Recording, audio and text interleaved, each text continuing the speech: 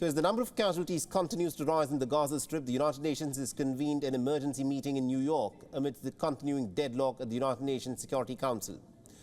Now, both the countries have tried to raise their concerns at the global stage. The Palestinian side has tried to highlight the enormous scale of the collateral damage, where civilians are facing the brunt of the Israeli bombardment.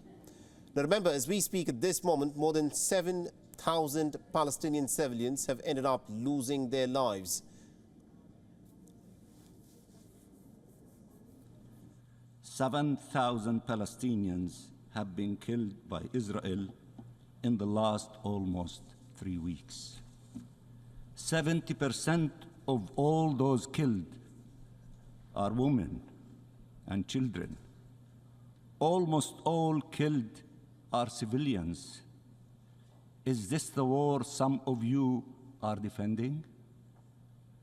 Let me repeat, is this the war that some of you are defending?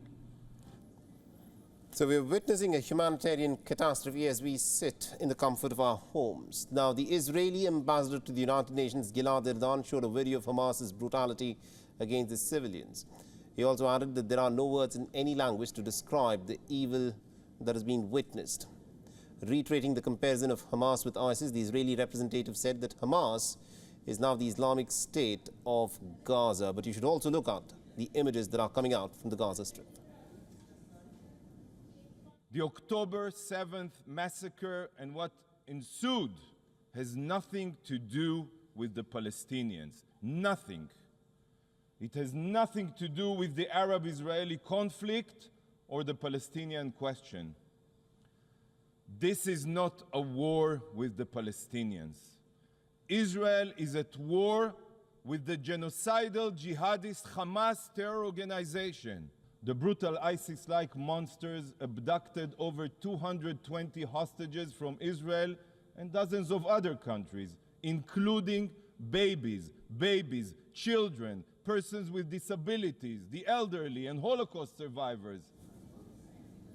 So that is what the Israeli ambassador at the United Nations said, that this is not a war on Palestinians, but if you were to look at what is happening in Palestine, many people say that Israel is resorting to carpet bombing, cutting off supplies to 2.3 million people, civilians, is not the way that any sensible nation would, of course, behave. But what is happening at this moment is a humanitarian catastrophe.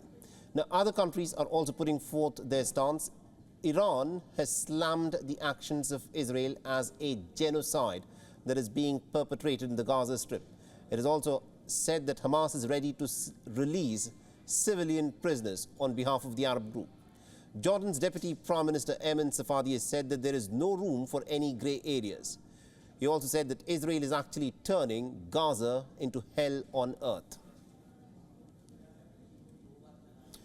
And our correspondent Susan Tehrani has been tracking what is unfolding at this moment at the United Nations and has sent us this report from New York. Listen in.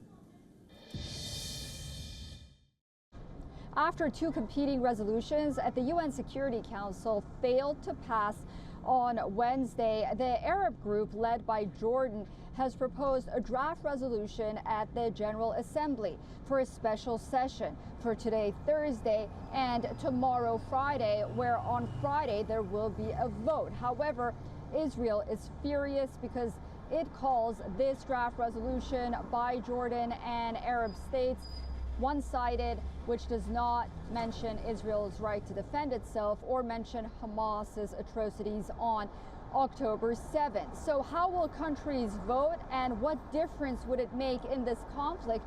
Well, General Assembly resolutions are non-binding. However, member states insist that they do carry political weight.